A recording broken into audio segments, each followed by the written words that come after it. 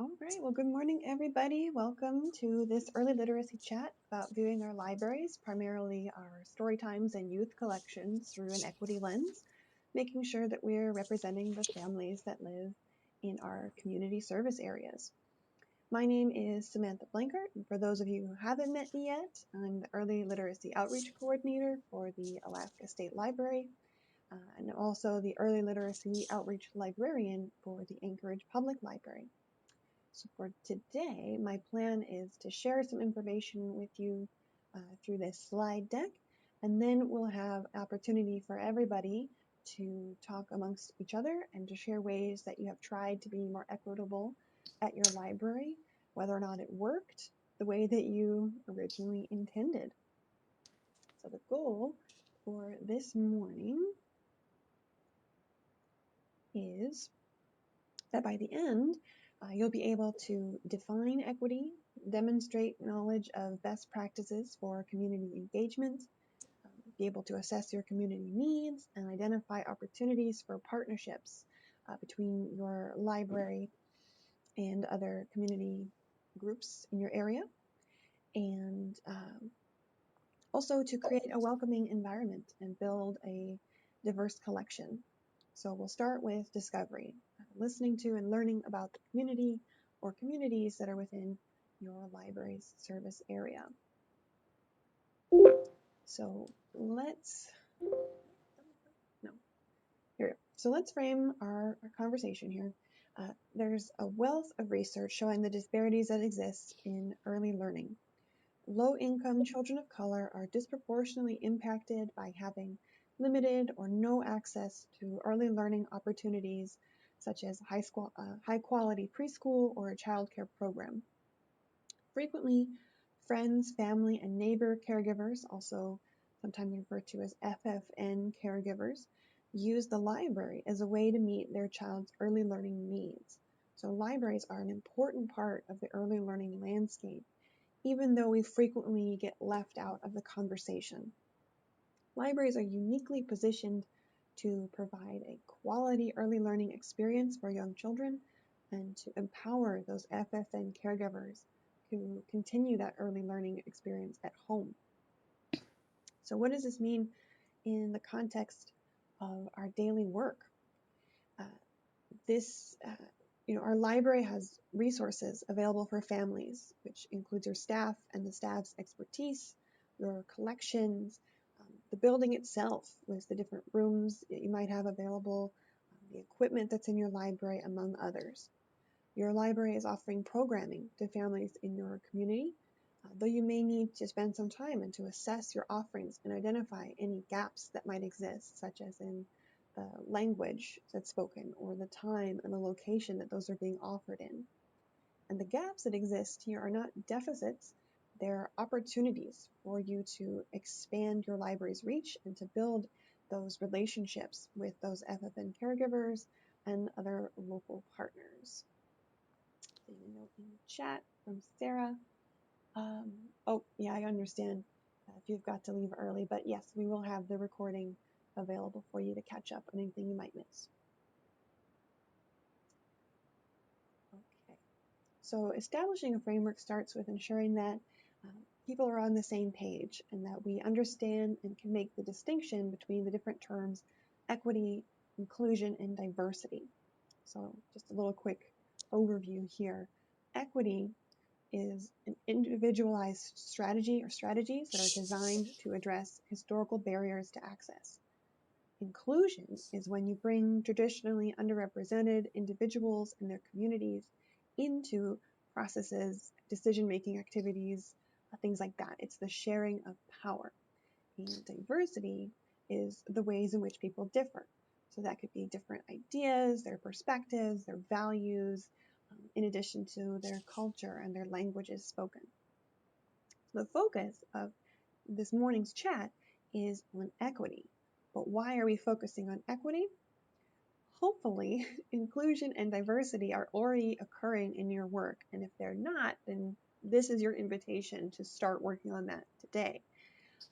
But inclusion and diversity are often confused with equity. Leading for equity means that you recognize the individual and distinct needs of your community and you're designing your programs and services accordingly. So take a moment and think about the question that's here. What can I influence? What can you personally influence in your library work or even maybe in your personal life advocacy? And if you've got it nearby, take a look at your calendar. If you don't, this is something I would encourage you to try after we sign off today. When you look at your calendar, how were you spending your time last week? Where were you going? Who did you meet with? Did you engage with a new audience, like a new childcare provider or a new community group? What about last month or the last 6 months? So why am I asking you to think about these things? The calendar is a great way of revealing the choices that you made or perhaps were made for you by someone higher up in your library about how you are allocating your time. You have tremendous influence in your library work. Determining how and where you allocate your time is a critical step in the planning process. So after today, I want everyone to continue to examine their practices and look for new opportunities. How can you do that? You can be curious about your community and your neighborhood and work to understand what your role is in it. Think about who's not at the table when you're making decisions for programming and services at the library, and how can you get them there? Or how can you, as a library representative, be invited to their table? This is your opportunity to ask questions and to slow things down to create that space for conversation.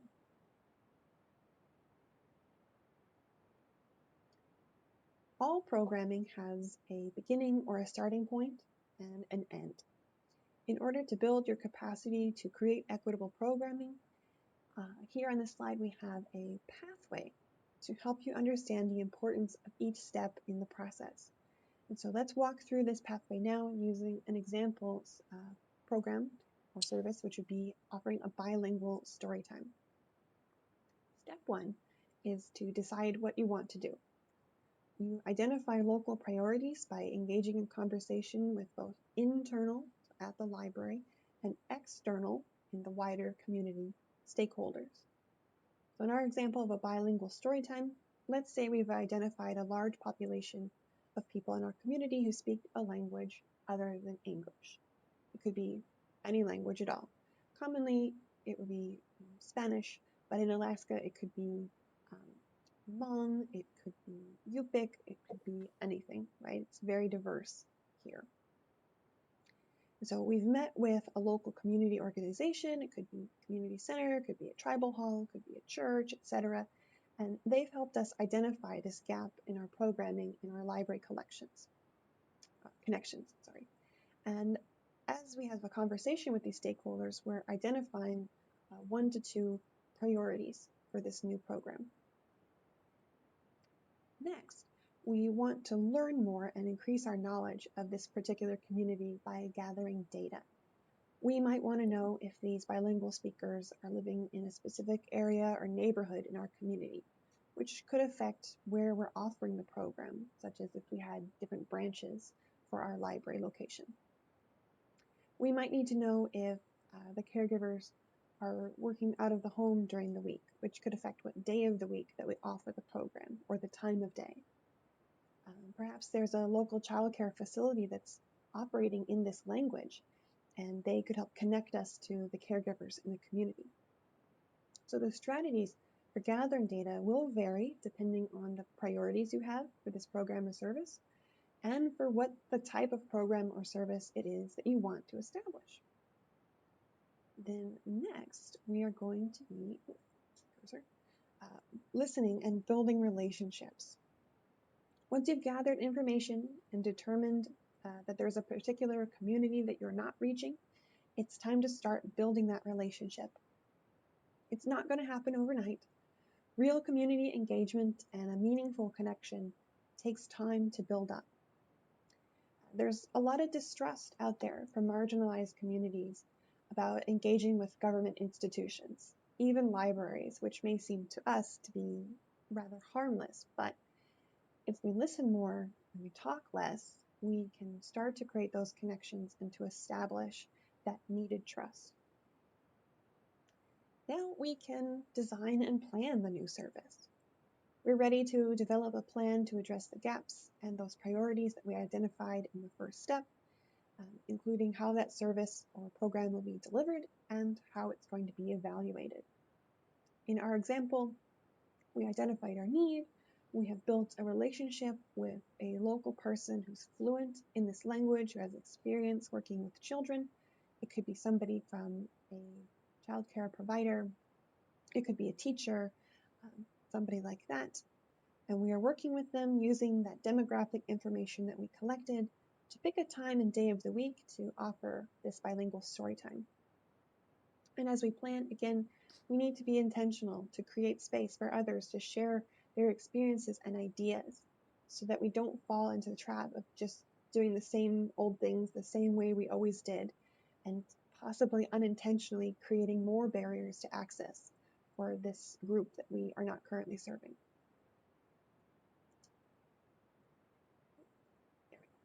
And now it's implementation time. With our plan in hand, we can deliver our new services. If possible, we are collaborating with a partner who's already serving this audience that we want to reach. So the childcare environment or teacher that I talked about. This person will have a connection with local families, and they can be a go-between to help us advertise the service and draw more interest. And because, of course, if they have these connections with the families already and they're known to them, the families will be more comfortable coming to this other location at the library. The last step on the pathway is to reflect and evaluate the new service. If your new service has a defined endpoint, of course, you do your evaluation then. But if it's an ongoing project or service, you can do periodic evaluations to make sure you're keeping on track with your goals. As you evaluate, you're asking questions like, where are outcomes met? What did we learn from offering this program? Did something happen during this program or while offering this service that we didn't originally anticipate? So for a bilingual story time, we can offer maybe a short survey to caregivers at the end of the story time. It could be 3 to 5 questions in length. Perhaps in the community that we're trying to reach, a formal survey wouldn't fully capture the participants' experiences. And so in that scenario, we might facilitate a group discussion at the program's end, or have some kind of talk board or bulletin board where families can write their thoughts on a sticky note and put it up on the wall as they're leaving. What's important is that we're finding a way to measure the mutually agreed upon outcomes, which of course will always vary depending on that program or service and what your priorities initially were. For some more pathway examples, when the recording is posted on the State Library's website, I will also be posting a document that's called Serving Patrons with Barriers to Access. So you can get a bit more information and some examples about different pathway steps there. And when that's all ready, you'll see another message on the ACWA listserv as well. So let's switch gears just a bit to talk about creating welcoming spaces and collections. The images you see on this slide are from 2 different branches of the Anchorage Public Library, just because it's easy for me to get photos of them because I work for the system. On the left is the children's area of the Garish Library in Girdwood, and on the right is the view of what children see when they come to the Story Theater for story time at the Lusac Library. So on that little stool, that's where our librarian would sit. Welcoming spaces for children are those spaces that let them be children and to act in developmentally appropriate ways. So if you have an early literacy area in your library, that space should allow for movement and gross motor activities and be a safe yes space for children to explore and interact with their surroundings without having to worry about choking hazards or dirt or other things that would be not so good for little babies and toddlers. School-age children need both a quiet space for reading and studying, but they also need a space to do fun activities and make a little noise and blow off some steam. And depending on your spaces, if you can swing it, try to find and hold sacred a semi-private space for teens.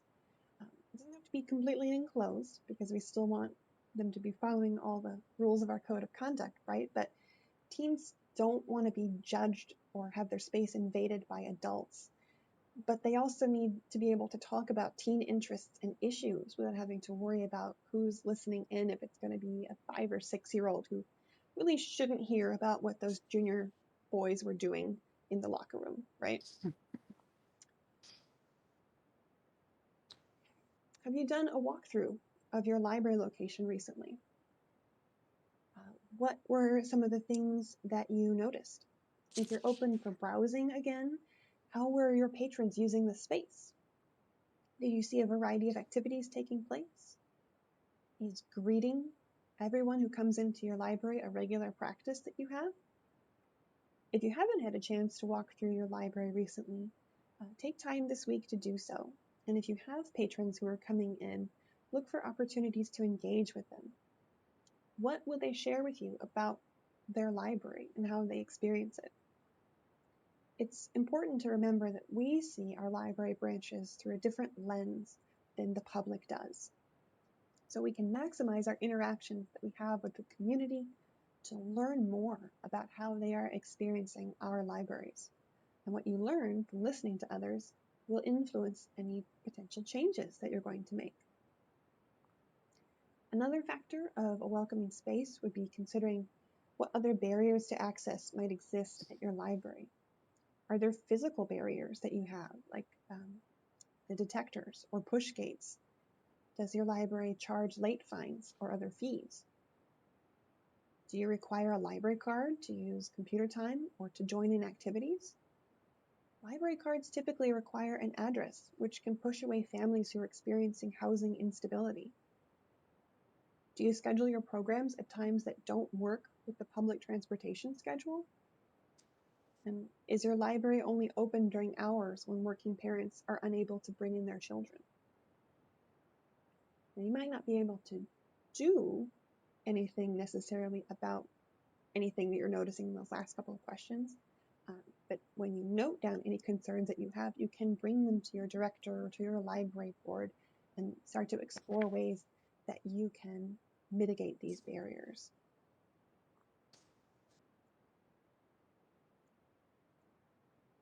Here are a few more images from different programs that we've done over the years at the Eggbridge Public Library, both inside and outside our library buildings.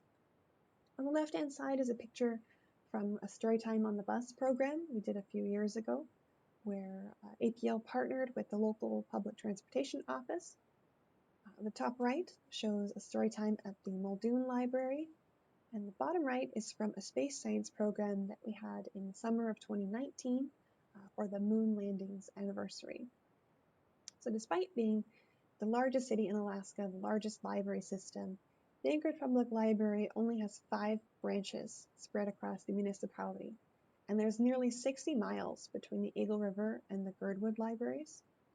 Similar in population, cities in the lower 48 will have somewhere in the neighborhood of 8 to 10 branches that are much closer together. Jacksonville, Florida is very similar in physical size of Anchorage, although of course it has 3 times the population, and they have 21 branches. The south side and the west side of the city have no neighborhood branch to visit. So one of the ways that APL has tried to fix this when we can is to offer pop-up programs in other facilities and parks when we're able. This summer, for the summer reading program, partly because having all the people inside the building would be not so great for our current environment, but also to reach people around the city, we'll be offering programs in the parks around town as well. We've previously done things in our neighborhood recreation centers. We have a couple of those on the west side of town. We're also going to be launching early literacy stations across the city in places like WIC clinics, pediatrician offices, and women's shelters to reach families who can't make it into any of our branch locations for our early literacy programming and story times, so that those families who can get to an early literacy station can still share books and do different early literacy activities with their children to help build those early literacy skills. Everyone in your library is going to be playing a vital role in creating this welcoming environment.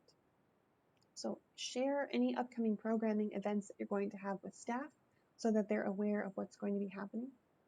And when staffing allows, go ahead and invite them to participate or assign them a role. Pictured on this is some of our support staff dressing up in a character costume for one of our summer reading events a few years ago. Recognize that patrons are making no distinction between the different job levels in the library. To them, we're all library workers, or even they would call us all librarians, no matter what level you might be in the system.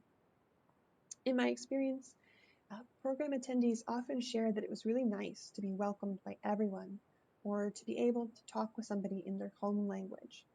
So staff is one of the greatest resources that we have. So consider how you can shift your practice to be more inclusive of everyone who might be working in your location.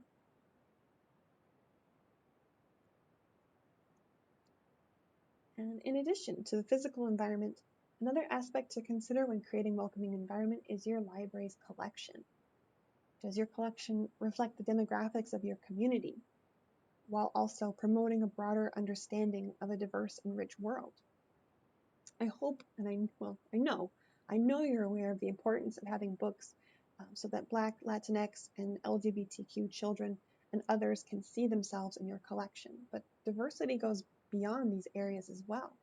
Your collection needs books that include children who have different religions from the mainstream, kids who have physical disabilities or mental and emotional problems.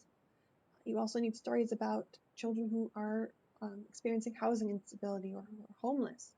They might have a parent or a close relative who's incarcerated, or a parent who's in the military. And you should also be collecting books in languages spoken by people who live in your community. Your collection and the books that you highlight from it for displays or programs or story times should be constantly attending to diversity and not just relegating it to the different history months throughout the year. If you're having trouble doing that, then that might be a sign that your collection just isn't deep enough. And the last one is, are your books that have or feature diverse characters primarily about folk tales or historical injustices, discrimination, or racism? Or are these books where characters of color or disabled characters are having the same everyday plot-driven adventures that white and able-bodied characters get to have all the time? Right? Because a lot of times when we buy books and they're featuring diverse characters, they're not having the same kind of adventures and fun and just being regular kids that This is true. yeah, I don't want to say mainstream, but you know what I mean. If the default is white and able-bodied, are your other characters who are not white or able-bodied having those adventures as well? Also up with the recording, there's going to be a couple of links showing you different places where you can find more diverse books if you have been struggling to find some for your collection. So remember, your goal is to create an environment that's welcoming, engaging, and interactive. And all families are going to benefit from having a diverse and welcoming experience. So promote your collection and the diverse materials that are within it all year round. Share diverse books at story time. Have multilingual books available for families to check out. If for any reason you have somebody or you have language spoken in your community that doesn't have very many high quality children's books published in it, and therefore you can't get a lot of them for your collection, you could address the gap there by offering an oral storytelling program where you can encourage families to share stories from their cultural backgrounds in their home languages. And the last thing, of course, is to have fun. Equity practices supplement all the current fun that we have in youth services, and they make it better for everyone. They don't have to drag it down or make it too politically correct, as some people might fear. It's just an extra icing on top of everything that we get to do. So now we have plenty of time for folks to share, to unmute yourselves and share with everybody. So what are some things that you have tried at your library? What worked? What might need some fixing? And if you haven't yet tried anything, what's something that you would want to offer or you would hope to do? I'm going to go ahead and stop sharing here so we can see each other a bit better.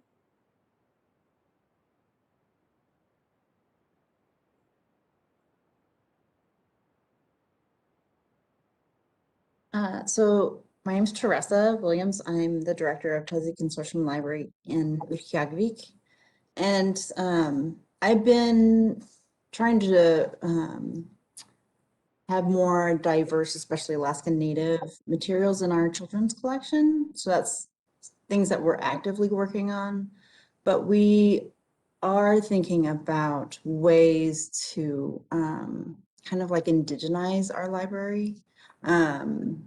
And so some of the things that we've been thinking about is inviting, so I don't know if you know, but Tudsey Library is also a part of Ilisagavik College. There is an Inupiaq Studies division, and we're hoping to invite our Inupiaq faculty to come in and do a bilingual story time. On you, Teresa. It says that you're speaking, but I'm not able to hear you. Are you speaking? Oh no. Can everyone else hear her except for me, or?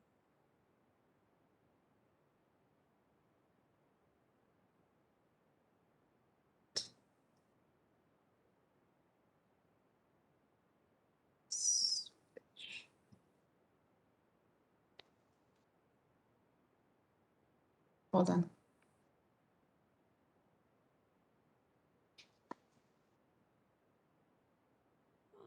Sue could hear you, but I couldn't. How odd.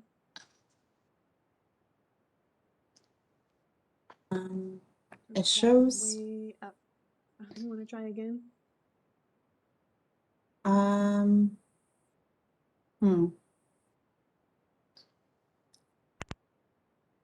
Settings are working.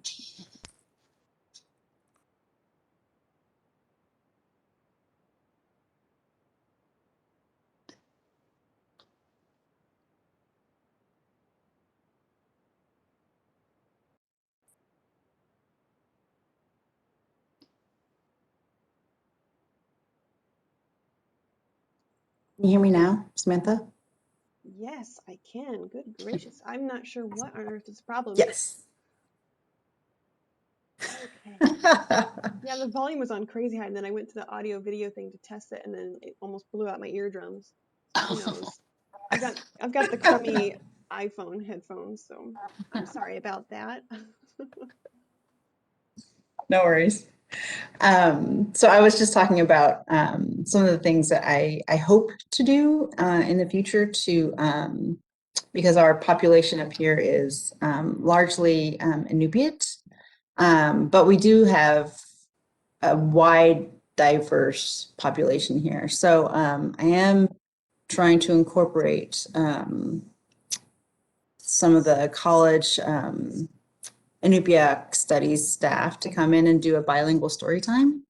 Other things that I've been thinking about was trying to promote literacy across the whole North Slope, since Tudsey Library also provides library services in each of our 7 villages.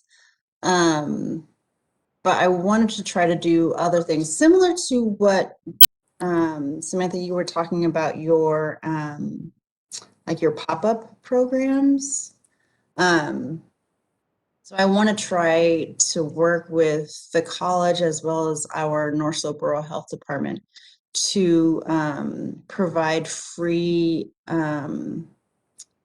diverse books in our village clinics. So that way when a child goes in for a checkup, they'll be able to get a free book. And then I am hoping to also update our children and teen rooms. Because right now they're fairly plain, they're just white walls essentially. So I'm hoping to at least find ways to help have some kind of local picture scenes or I don't know, something. But that's what we're doing. So That sounds great. I love it. Because I've heard of like the reach out and read program. My son's gotten a couple books at his checkups, but being able to tailor it to Alaska or other local communities sounds amazing. yeah, actually we came up with the idea because one of the doctors here at the hospital here is running that program. He just started it last year, right before the pandemic. And so I was talking with him and we were talking about since there are no hospitals in the villages, that this could be another way to promote literacy on the North Slope.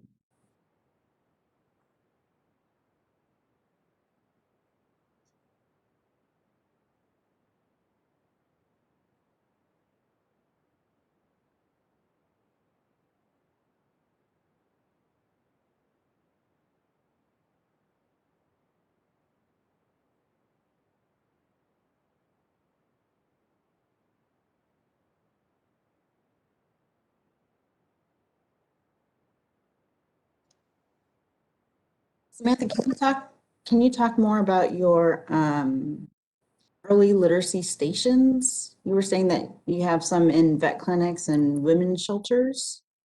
Sure, I'd love to chat more about those. We don't have any installed yet. So, this was an idea that the WIC clinics and I came up with fall 2019.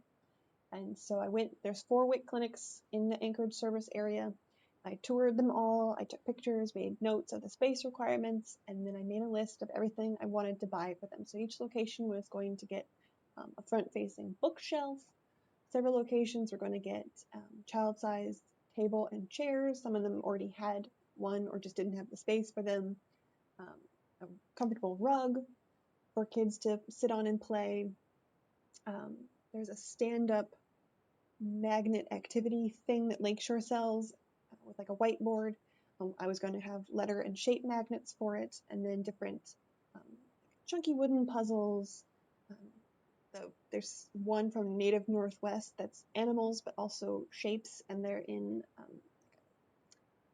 I think it's a kayak or a canoe, something like that, and it's amazing. So every location was going to get those. We had I applied for a grant and got funding for one of the 4 locations, ordered everything. It all came in the week before lockdown. So it was like the second week of March, everything arrived, and I was like, hey, when can I come install it? This is going to be for our location on J Bear, Joint Base Elmendorf Richardson. So all of the service members' kids. Uh, and they were like, great, come on Tuesday. And then Friday, before that Tuesday, the library closed to the public and the WIC, the whole city, all the city services closed. And we're like, oh, okay, great. We recently got another grant, the governor's emergency education relief fund grant. And so that paid for the remaining 3 WIC locations plus 3 more. Um, and we have had one pediatrician's office sign on, um, and we have sent out feelers to a couple of um, the women's shelters here in town, um, and to a couple of laundromats and other spaces where families might congregate for a while. We're still waiting for official yeses from everybody, but it's going to be um, yeah, it's going to be all those the bookshelves and the spaces where families can just sit and be together. There will be books supplied by the library, and if any of them decide to grow feet and walk away, we will replace them at no cost to this business. There will be posters on the wall that talk about different early literacy activities that families can do together and that advertise library services. So if they can make it in, they can get a little bit more. Like our different book kits, things like that. So I'm really excited about them, and hopefully when we get them installed and we get some good pictures, that will inspire some more locations to want them and to sort of keep expanding throughout the city. It's just so, every so often I send a message to the lady who runs the WIC program here in Anchorage. I'm like, hey, can I come install the one on JBear? And she's like, no, none of our staff members are working in the building yet. I'm like, okay, don't worry about it. So all that cool stuff is sitting right now in my office, but I am so looking forward to this summer getting out there and putting it into spaces.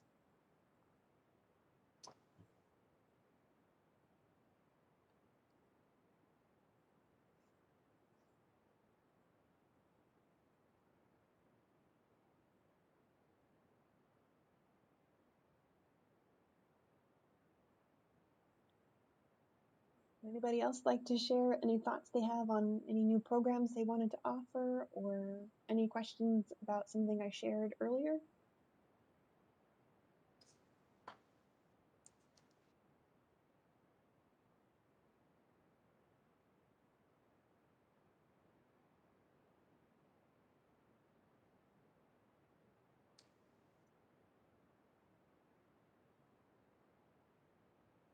Um, can you talk about like how you advertise for some of these events? I feel like when we advertise, we usually do social media, sometimes posters around town, but I feel like we're not really reaching people. How do you reach people in Anchorage? That's a good question. And Sue can probably offer some thoughts on that as well. So we definitely use social media for advertising Anchorage events. We have a youth newsletter that goes out every week, every other week, something like that. Um, we have plenty of flyers up around our locations and branch locations, everything, when people were coming in. We put things in the newspaper usually. Um, we have done um, like it's kind of like social media, but not our official social media. Where if there's like a Facebook parent or mommy group, we might put something in there. Some of our staff members have enough clout and entree into those that they can post those there. I have advertised before on Craigslist, put things on there. We've had posts on Nextdoor. We will put flyers or information in like grocery stores and other neighborhood bulletin boards around. And then a lot of it ends up being word of mouth, where some parent will hear about a program and then they tell all their friends and their friends. And so a program that we originally anticipated would have 200 people suddenly is 2,000 people on our lawn. And we go, oh crap, we don't have enough. We don't have enough supplies. So that happens a lot. But Sue, if you have any additional thoughts, feel free to chime in. Uh, oops. I don't,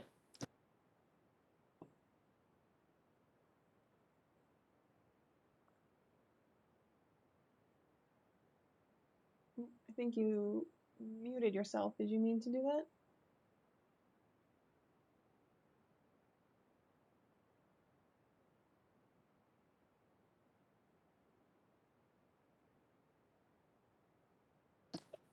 am I there? There you are. Ah, okay. We have a really good partnership with the school district where we send a lot of our information to have them disperse, even if it's not hitting the right age group. Usually it'll go home to, you know, maybe they have younger kids in the family that aren't in school yet, and it just kind of trickles down. So that was just another way that we would always get our information out. But I think what Samantha said about word of mouth is probably our strongest thing right now, where if somebody's on Facebook and sees the post, then if they, share that out with their friends, that seems to work the best right now.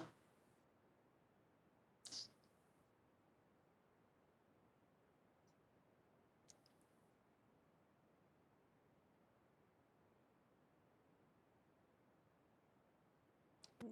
And I would say, I mean, one of the things that we know we need to work on, I mean, at Anchorage Public Library, but I'm sure throughout the state. Um, it's a lot of middle-class white ladies at this library. And I feel like I'm comfortable saying that because that's me. And we are trying to build different community relationships and find people from these other communities and to get that going, because we don't want to show up in a space and be like, hi, I'm middle class white lady and I'm going to talk down to you and tell you everything that you're doing wrong and here's how the library does it right, because that doesn't help anybody. So what we're trying to do is find a person from this underserved community and empower them with all the cool things that libraries can do and offer and tell them all about it so that they can go back to their community and be like, hey, I'm going to present this to you in a way that doesn't feel patronizing and is culturally appropriate, and therefore the library can get our message out without putting our foot in it, basically. And so that's one of our things now, is that we're trying to find more local community partners who can help us spread the word versus um, just having me try to be on my soapbox all the time, as much as I love my soapbox.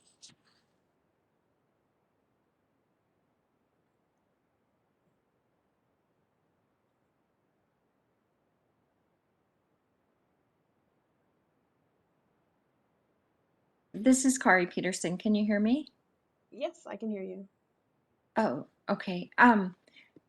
So I loved your idea of taking it out to the parks, especially since like right now we can't do anything in the building still. Um, as far as gatherings, have you done story times outside? Um, it's been a while. Our official story time in the park starts about a month from now. Um, we will be having like a speaker system and a mic so people can hear us. I've done one before outside. There's a park near the Lusac Library where I am in Midtown Anchorage that has like a natural amphitheater. And I've done one there before with a really large, like one of the big books. And uh, it worked because I can talk really loud to people when I need to. But if you're doing things outside, I would advocate researching and finding some kind of microphone speaker setup. Um, that way you don't have to be shouting yourself hoarse all the time either. Okay. And I think here in Southeast, my frustration is, it rains. You can depend on the rain. Mm-hmm. Um, so just it would have I feel like our programs would have to be like up at the school. I would have to find covered areas. um, Yeah. Yeah, that's one of the things that we were discussing for this summer. And so we're not planning to do the story time in the park or the program in the park if it looks like an hour before the story time or program is going to start. If it looks like it's going to rain or if it is raining, then it's going to be canceled. But of course, like you were saying, it rains a lot in Southeast, and so that would be a consideration for your library. If you wanted to do that, you might have to invest in canopies, and maybe have one for your library staff and maybe a couple for families to be under, or something like that, or find a park that has a covering area, or okay. something like Yeah, that. that's a good idea. And I can think of now I'm thinking my concern is I could put up a canopy but I could also see that that would become like a magnet for the homeless that like to hang out around the library. Um, so I was just trying to think of like existing parks that are already available that have shelter. Okay. Yeah, I think, that's the beautiful thing about, everyone knows their location and their geographic area and their community the best. So you might hear something from somebody who lives in a different region of Alaska and you think, well, that would never work here. But knowing what you do about the different strengths of your area, you can adapt those things to fit your needs, whether that's environmental or from the different cultures of families that exist. Okay.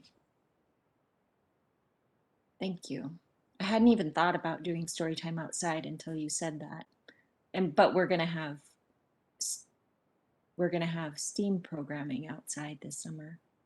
So it makes sense that we maybe could do some story times too. Yeah, that sounds fun. Hey, Kari, what is your STEAM program gonna look like? It will be 6 weeks. Well, no, it'll be, yeah, because we do stream. We add reading in there. And every week we have a Beanstack program.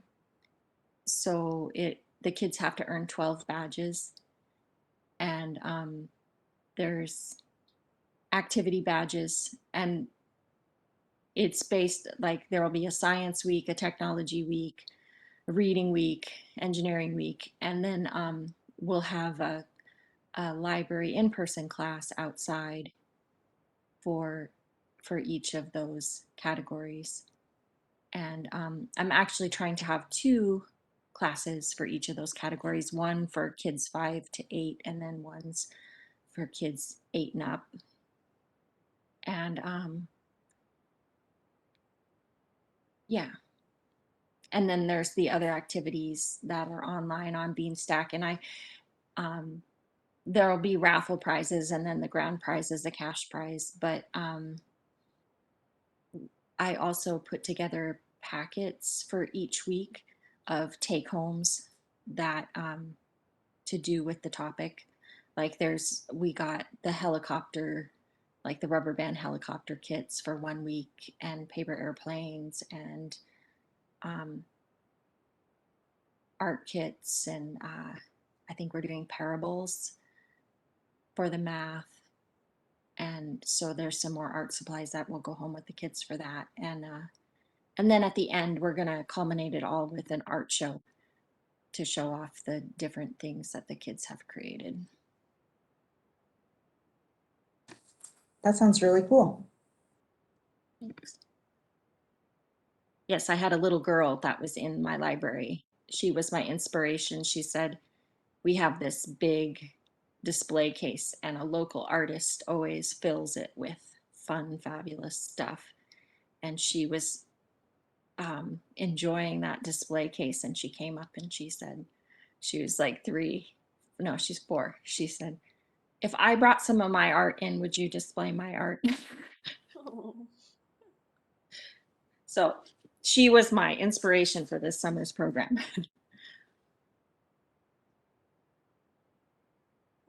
great. I love it. We've got about 5-6 minutes left in our time. So if anybody else has anything else they'd like to ask or share, now is the moment. The next early literacy chat I'm planning to offer is going to be June 29th, also at 11 a.m. And it's going to be about connecting library programs and services to the Alaska Early Learning Guidelines. That will be fun as well. But if nobody else has any thoughts, we can close out this chat and have a good day. Thanks, Samantha. You're welcome. Thanks. Thank you. Sure thing. You all have a good day. You too. Bye-bye. You too. Bye.